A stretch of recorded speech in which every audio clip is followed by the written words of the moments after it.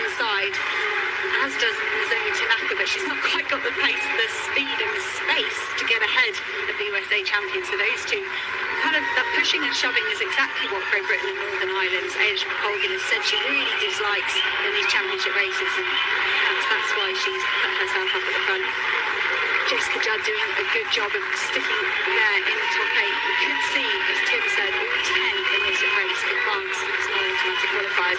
Elise Cranny again darts to the inside, giving Tanaka a bit of problems there. Well, they got to 2K in 5:57.67, so that second kilometre a little bit quicker from McColgan, and she's doing an absolutely perfect job here, metronomic running at just the right tempo. She and her mum, Liz McColgan, who was, of course, world champion back in 1991 in Tokyo in sweltering weather in the Olympic Stadium in the Japanese capital. I was in the stadium that night. It was so hot and it was really oppressive. So she's got those genes, perhaps the ability to deal with warm weather, but she and her mum and her partner Mike Rimmer, British international 800-metre runner of years gone by, are quite some team at the moment. They really are, and they're doing a great job through the legs of Eilish McColgan at the moment to keep this pace going. And 3,000 there and at 8:58. It is so perfect. If you're looking to get just under 15 minutes, you couldn't have scripted it better. This is pretty much identical pacing to what we saw Eilish McColgan doing Hengelo, and she ran out to 30 minutes, and she ran 72s for yonks all the way out there on her own. She had the lightweight technology, and that aspect helping her, but was miles ahead of the likes of Gide as they battled for the Ethiopian honours further down the field. So 73, that's a tiny bit slower for Eilish McColgan.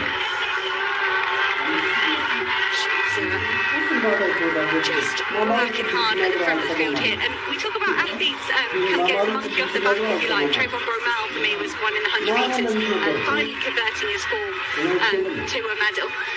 But Grovdale, for me, her picking up the European cross-country title back in Dublin in December was a similar moment. She'd been in and around the medal every year from a junior, from an under-23, and she finally took the senior European cross-country title in Dublin. If you haven't seen that race and you're into cross-country and endurance racing, I can certainly recommend watching that, because it's a tactical masterpiece in terms of cross-country running. But Grovdale's converted that so well into some great times in this track season.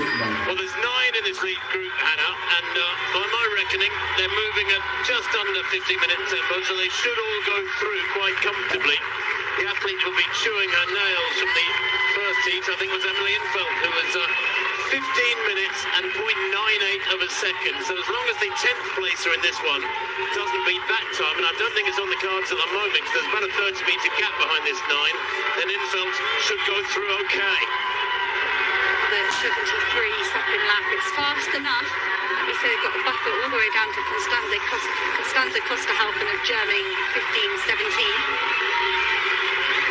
These 9, it's going to be close if they do end up outside 15 minutes, but you'd expect the last kilometre to lift a tiny bit as they start racing. They won't absolutely gamble. Throughout these earlier stages of the race, they can recognise that no one else needs to go to the front. They don't need to try and challenge Eilish McColgan to the lead. They can let her do the work. I think as you move into the final 2 laps or so, they'll lift ever so slightly, because why not walk away with that big cue rather than that little cue to keep you company for the next couple of days.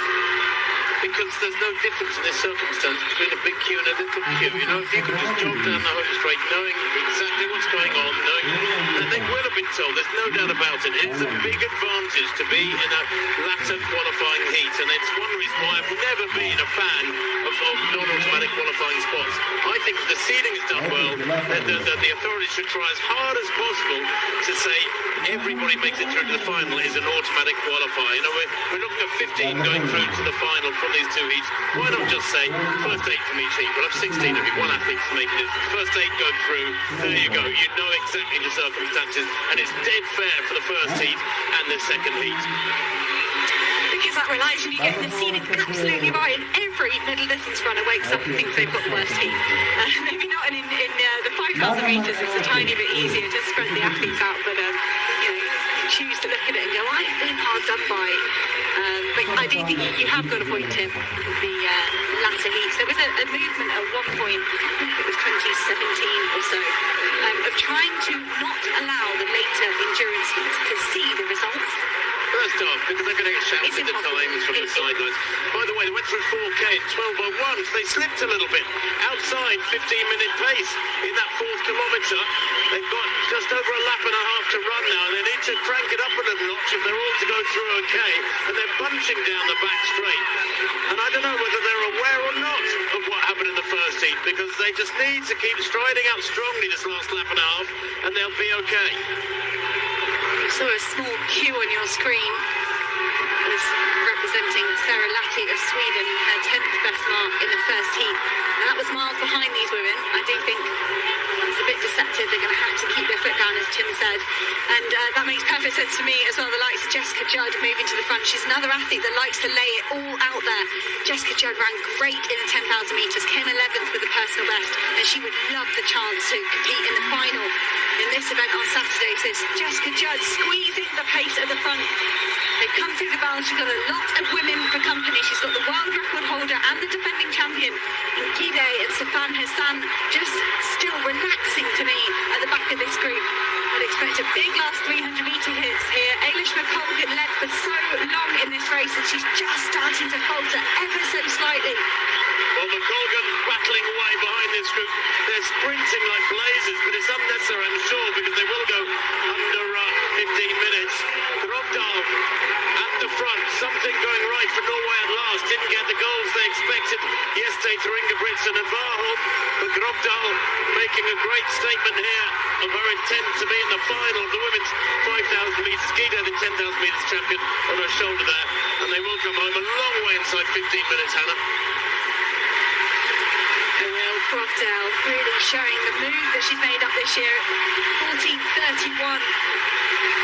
She's going to qualify comfortably, but Gide just stretching her legs in the final stages, as did F.H.K, her teammate.